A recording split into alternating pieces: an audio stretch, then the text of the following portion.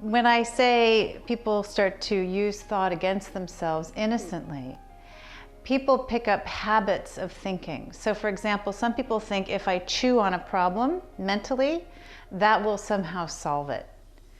And what happens is they start looping around in the same thoughts over and over again that are creating anxiety and stress.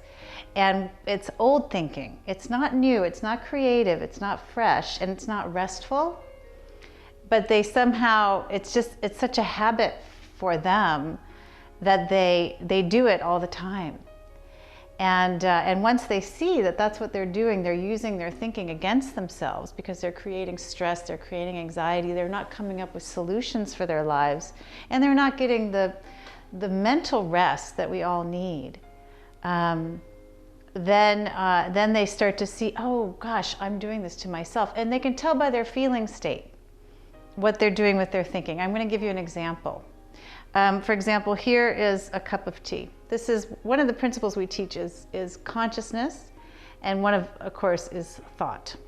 So the tea bag is like a thought. And consciousness, your just basic awareness in life, your physical awareness of life, is like the hot water in a cup of tea. When you put a thought into consciousness, it's like putting it into my mind. Suddenly what happens to the tea bag and the water is this whole flavor comes out in the cup. The flavor of mint, the flavor of chamomile, the flavor of black, whatever kind of tea you drink. And that's what happens with our thinking. When we put a thought in our own minds, we experience the feeling of that thought. So if it's anxious, or if we're feeling badly about ourselves, if we're thinking bad thoughts about ourselves, we will feel badly. And people think that thoughts are mandatory. Like if I have that thought, I've got to go with it. But actually thoughts are optional. And when you start to see that relationship, oh my gosh, I don't have to think that way about myself. You know, it might be nice to reflect on who I am and what I'm doing, but I don't have to beat myself up, and I don't have to worry about my problems every day, you know.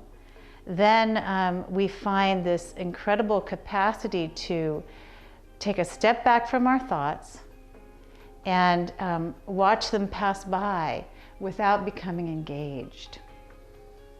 And that's wonderful, because underneath all of our thinking, if you don't put a tea bag in here, we have something you could call pure consciousness or pure well-being, which is what we get to like when we meditate, for example, or do yoga. The thoughts come out and we go into what's called a quiet mind or a clear mind, or being present. And that is one of the most, it's essential to human beings' happiness and well-being, and it's essential to actually getting a good night's sleep.